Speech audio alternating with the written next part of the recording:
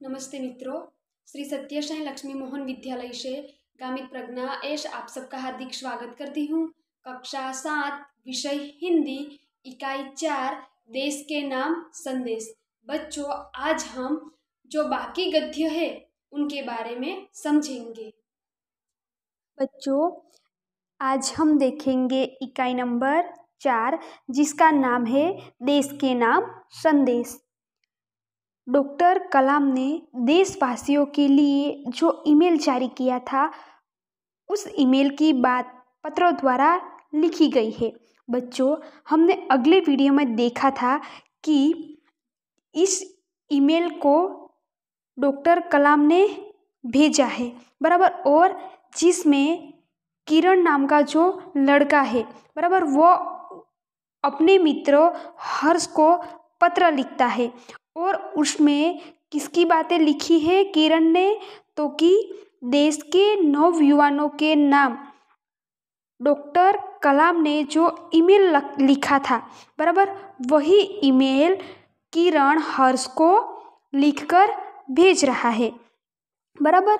और उस पत्र में किरण ने आगे बताया है कि डॉक्टर अब्दुल कलाम ने लोगों की सोच की जो बात है, बराबर, उनकी बातें की है और लोग सरकार के बारे में क्या सोचते हैं।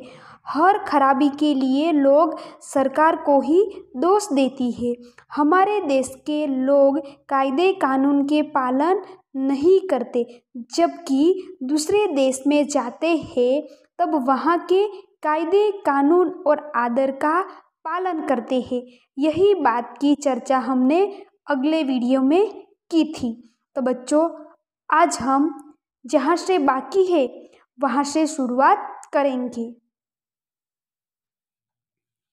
डॉक्टर कलाम ने मुंबई के पूर्व महानगर पालिका का आयुक्त तिनाइकर के हवाले से कहा, अमीर लोग अपने कुत्तों को सड़कों पर घुमाने निकलते हैं और जहाँ तहाँ गंदगी बिखेर कर आ जाते हैं और फिर वही लोग सड़कों पर गंदगी के लिए प्रशासन को दोष मोड़ते हैं। बच्चों, यहाँ पर मुहावरे का अर्थ है दोष मढ़ना, जिसका मतलब है आरोप लगाना।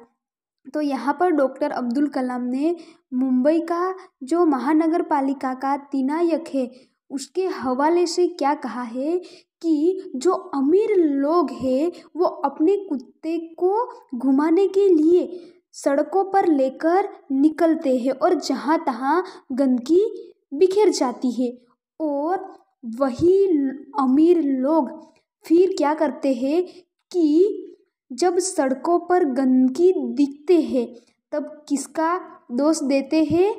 सरकार को दोष देते हैं, सरकार को आरोप लगाते हैं।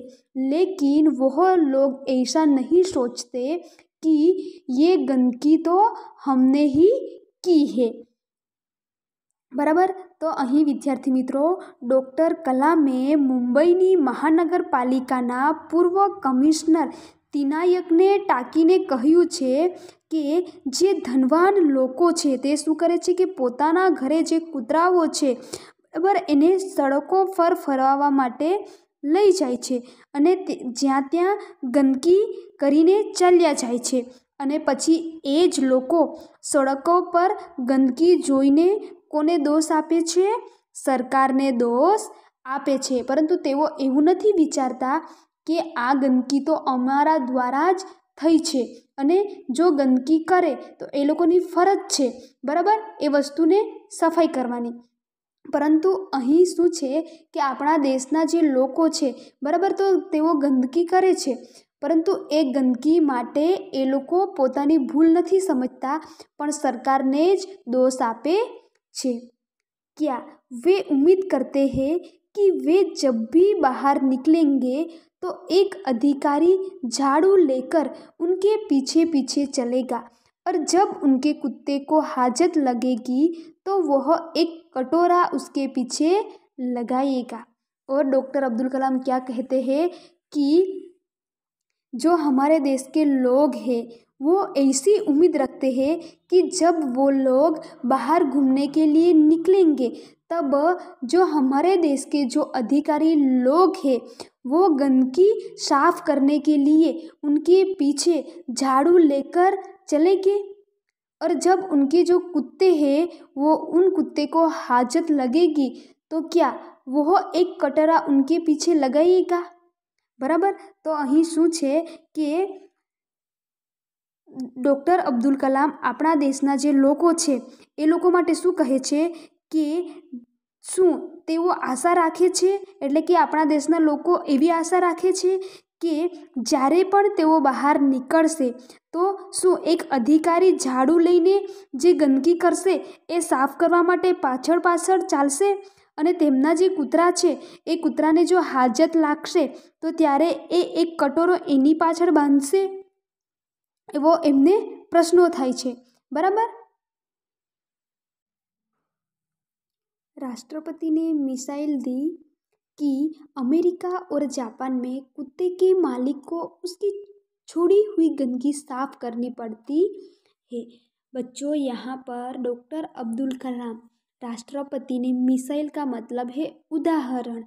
तो राष्ट्रपति ने यहाँ पर हमें उदाहरण दिया है कि अमेरिका और जापान में कुत्ते के जो मालिक होते हैं उसकी यानी कि कुत्ते की छोड़ी हुई गंदगी साफ करनी पड़ती है। किसे? तो कुत्ते के मालिक को। बराबर। तो અહીં રાષ્ટ્રપતિએ આપણને ઉદાહરણ આપેલું છે કોનું? અમેરિકા અને જાપાનનું। અને શું કહ્યું છે કે અમેરિકા અને જાપાનની અંદર કૂતરાના જે માલિક છે, બરાબર, તો એ માલિકે કૂતરાએ કરેલી જે ગંદકી છે, બરાબર, એ માલિકે સાફ કરવી પડે છે। फिर शासन व्यवस्था के बारे में डॉक्टर कलाम ने कहा कि हम सरकार चुनने के लिए वोट डालने जाते हैं और अपनी सारी जिम्मेदारियां भी वही उलट आते हैं। और डॉक्टर अब्दुल कलाम ने शासन व्यवस्था के बारे में क्या कहा कि हम सरकार को चुनने के लिए वोट डालने के लिए जाते हैं और वहाँ जाकर अपनी सारी जिम्मेदारियां भी वही उलट आते हैं। बराबर। અને શું કહ્યું છે શાસન વ્યવસ્થા માટે ડૉક્ટર કલામે કે આપણે જ્યારે કંઈ પણ સરકારને ચૂંટવા માટે વોટ આપીએ છીએ, બરાબર, આપવા માટે જઈએ છીએ ત્યારે આપણી જે જવાબદારીઓ છે એ પણ આપણે ત્યાં જ મૂકીને આવીએ છીએ। हम आराम से बैठकर सोचते हैं कि अब हमारे नाज नखरे उठाए जाएंगे। बराबर। यहाँ पर बच्चों मुहावरे का अर्थ है नाच नखरे उठाना, जिसका मतलब है खुशामद करना। बराबर। तो हम आराम से बैठकर सोचते हैं कि अब हमारे नाच नखरे उठाए जाएंगे। हम सोचते हैं कि हमारा हर काम सरकार करेगी और हम फर्श पर पड़ा हुआ रद्दी कागज भी उठाकर उसे कूड़ादान में डालने की जहमत तक नहीं उठाएंगे। बच्चों, फर्श का मतलब है जमीन। बराबर। तो यहाँ पर क्या कहा गया है कि जब हम सरकार चुनने के लिए वोट देने के लिए जाते हैं, बराबर, वहाँ पर ही जो हमारी जिम्मेदारियाँ हैं वो वहाँ पर ही रख कर आते हैं। और हम क्या सोचते हैं, हमारे देश के सभी लोग क्या सोचते हैं कि हमारा सारा काम अब कौन करेगी? सरकार करेगी, क्योंकि हमें उसको वोट दिया है। बराबर। लेकिन हमें ऐसा करना नहीं चाहिए। बराबर। कि सरकार हमारा सब कार्य काम करेगी। और फर्श का मतलब है जमीन। बराबर। कि जमीन पर पड़ा हुआ रद्दी कागज भी उसे कूड़ेदान में डालने की जहमत का मतलब है तकलीफ नहीं उठाएंगे। बराबर। कि अब हमने सरकार को चुना है, वोट दिया है, बराबर, तो जमीन पर जो कागज पड़ा है वह भी हम नहीं उठाएंगे। ऐसा हमें सोचना नहीं चाहिए, क्योंकि हम एक देश के नागरिक हैं और देश के जो कायदे कानून है, जो नियम है, उसका पालन हमें करना चाहिए। बराबर। तो અહીં શું છે કે ડૉક્ટર કલામ આપણને કહ્યું છે કે આપણે જ્યારે સરકારને ચૂંટવા માટે વોટ આપવા જઈએ છીએ, બરાબર, અને આપણી જે સર્વ જવાબદારીઓ છે એ પણ આપણે ત્યાં જ મૂકતા આવીએ છીએ એવું લાગે છે. કેમ? કારણ કે આપણે વિચારીએ છીએ કે આપણે સરકારને વોટ આપીએ છીએ, બરાબર, એટલે પછી આપણે બેસીને શું વિચારીએ છીએ કે આપણા જે નાચ નખરા છે, જે સહન કરવાના છે, બરાબર, એ કોણ કરશે? સરકાર કરશે, બરાબર. અને આપણે બીજું શું વિચારીએ છીએ કે આપણું બધું જ કામ હવે સરકાર કરશે, કે આપણે જમીન પર પડેલો જે રદ્દી કાગળ છે એ પણ ઉચકીને કચરાપેટીમાં નાખવાની તકલીફ પણ નહીં લઈએ, બરાબર. रेलवे हमारे लिए साफ सुथरे बाथरूम देंगी और हम उन्हें ठीक से इस्तेमाल करना भी નહીં શીખેંગે, બરાબર. ઓર રેલવે જે છે એ આપણા માટે શું આપશે? સ્વચ્છ સાફ એવા બાથરૂમ આપશે, બરાબર, પણ આપણે તેને યોગ્ય રીતે વાપરતા પણ શીખીશું नहीं, बराबर. डॉक्टर कलाम ने कहा कि समाज की ज्वलंत समस्याओं पर भी हमारा ऐसा ही रवैया है. बच्चों, यहाँ पर रवैया का मतलब है परिपाटी, बराबर. कि डॉक्टर कलाम કહે છે કે સમાજની અંદર સળગતી જે સમસ્યાઓ છે, બરાબર, એ સમસ્યાઓ વિશે પણ આપણું આવું જ વલણ હોય છે. हम ड्राइंग रूम में बैठकर दहेज के खिलाफ गला फाड़ते हैं और अपने घर में इसका उल्टा करते हैं. और बहाना देखिए, पूरी व्यवस्था ही खराब है. अगर मैं अपने बेटे की शादी में दहेज नहीं दूंगा तो इससे कौन सा बड़ा फर्क पड़ जाएगा, बराबर. तो અહીં શું કહ્યું છે કે આપણે દીવાનખાનામાં બેસીને દહેજની વિરુદ્ધ આપણું ગળું ફાડીએ છીએ અને પોતાના ઘરમાં એનાથી ઉલટું આચરણ કરીએ છીએ કે અને બહાનું કાઢીએ છીએ કે પૂરેપૂરી વ્યવસ્થા જ ખરાબ છે. એટલે કે સરકારની જે વ્યવસ્થા છે, બરાબર, એ જ કેવી છે? ખરાબ વ્યવસ્થા છે.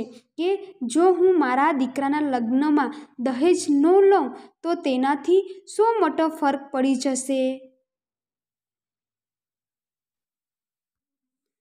राष्ट्रपति ने इस संदेश में पूछा, इस व्यवस्था को बदलेगा कौन? यह व्यवस्था है किसकी? आप आसानी से कह देंगे व्यवस्था में शामिल है हमारे पड़ोसी, आसपास के घर, अन्य शहर, अन्य समुदाय और सरकार, लेकिन मैं और आप कतई नहीं. बच्चों, यहाँ पर कतई का मतलब है कि बिल्कुल नहीं, बराबर.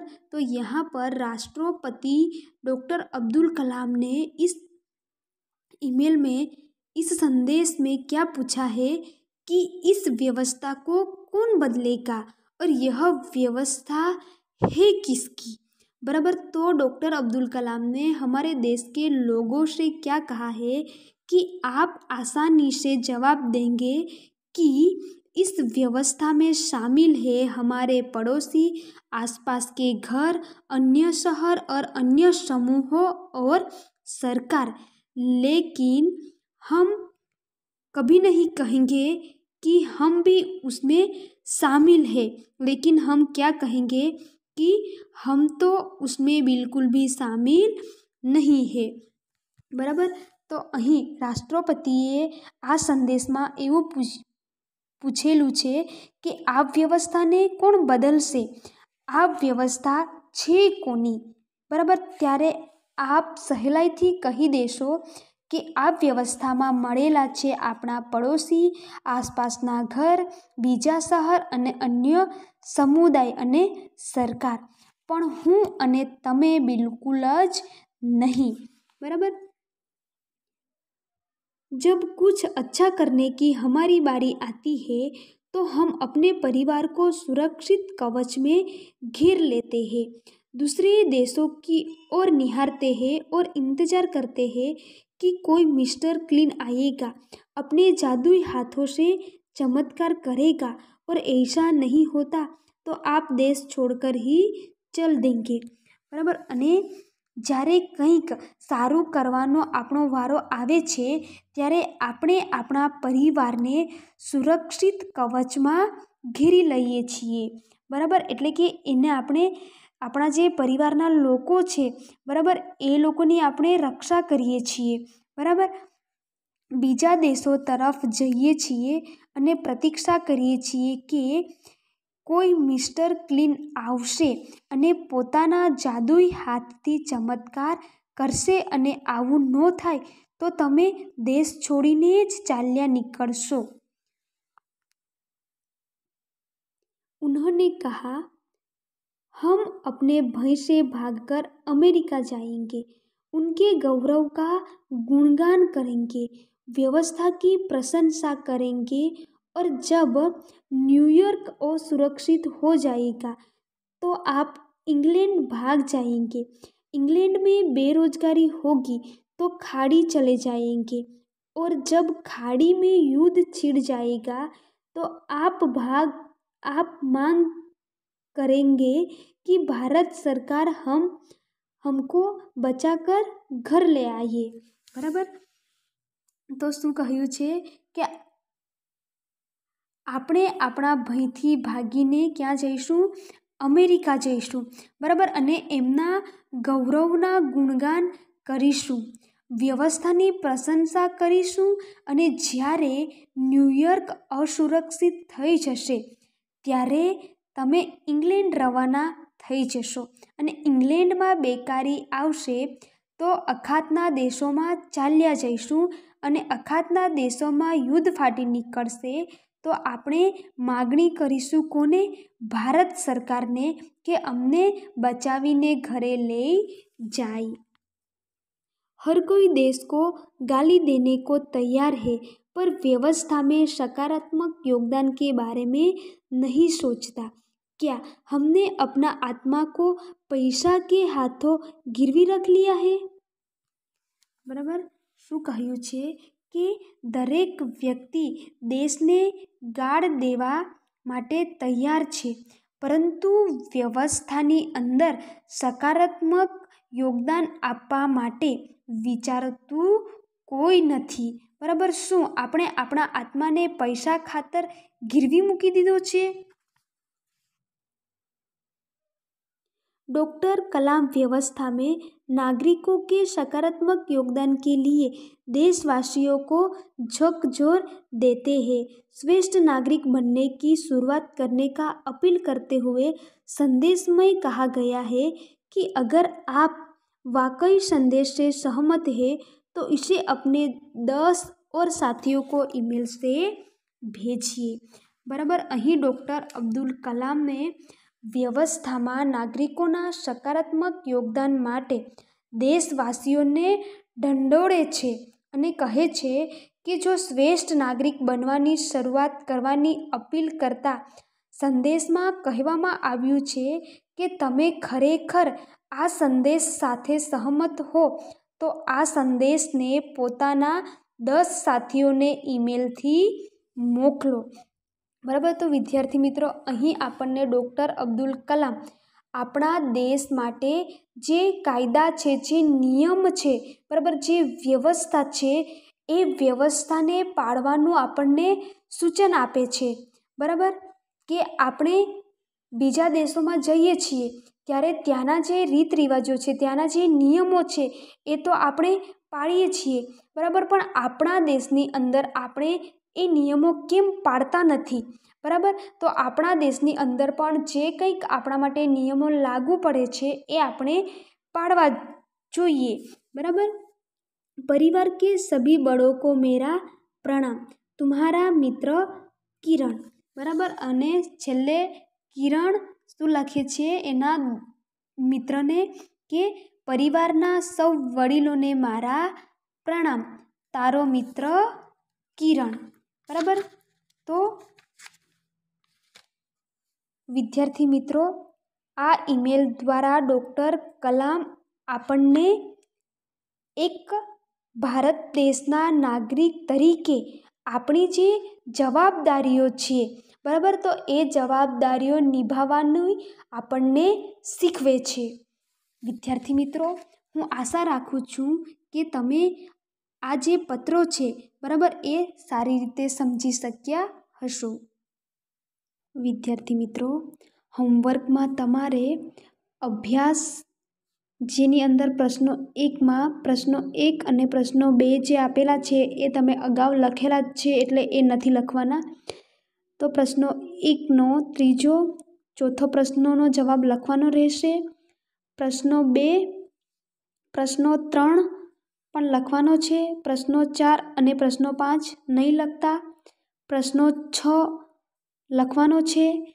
તેમજ સ્વાધ્યાયની અંદર પ્રશ્નો 1ના પહેલો અને બીજો પ્રશ્નનો જવાબ નથી લખવાનો, પણ પ્રશ્નો 1નો ત્રીજો અને ચોથો પ્રશ્નો તેમજ સ્વાધ્યાયના પ્રશ્નો 2, પ્રશ્નો 3 અને પ્રશ્નો 4 બરાબર.